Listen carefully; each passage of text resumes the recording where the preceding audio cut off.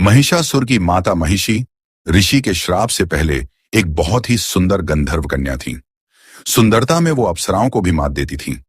एक बार वो गंधर्व कन्या अपने कुछ सहेलियों के साथ एक तालाब में एक दूसरे पर पानी उछालते हुए अटखेलियां कर रही थी। तभी उस गंधर्व कन्या की नजर एक ऋषि पर पड़ी, जो वहीं तालाब के किनारे ध्यान मुद्रा में बैठकर तपस्या कर रहे थे।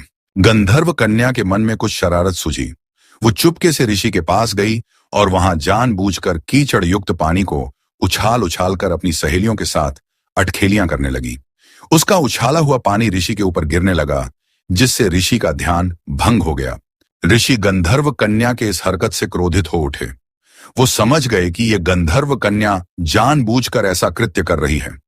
उन्होंने उस गंधर्व कन्या को श्राप दे दिया कि ऐ गंधर्व कन्या, तुम अकारण ही इस तालाब में अटखेलियां कर करके पूरे पानी को कीचड़ युक्त कर दिया। ऐसा कृत्य तो भैंस करती हैं। तुम्हारे इस कृत्य से मेरा पूरा शरीर कीचड़ युक्त हो गया, जिससे मेरा तपस्या भंग हो गया है।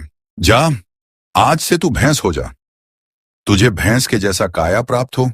गंधर्व कन्या हाथ जोड़कर ऋषि से क्षमा मांगने लगी और अपना श्राप वापस लेने के लिए गिड़गिड़ाने लगी। ऋषि को उस गंधर्व कन्या पर दया आ गई।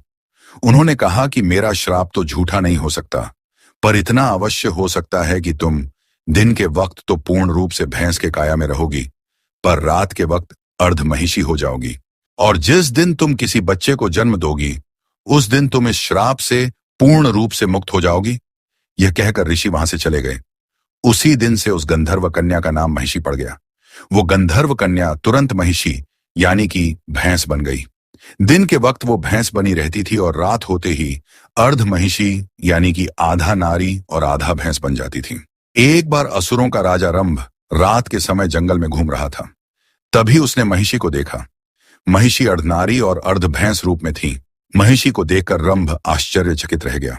उसने महिषी से पूछा कि तुम कौन हो और तुम्हारा आधा शरीर इतनी सुंदर नारी का और आधा शरीर भैंस का क्यों है?